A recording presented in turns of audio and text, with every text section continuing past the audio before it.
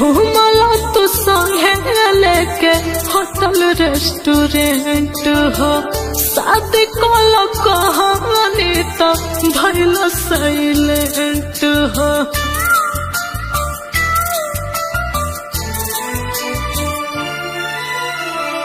घूमला तू संगे लेके होटल रेस्टोरेंट हो शादी कोला कहानी तो भइल साइलेंट हो।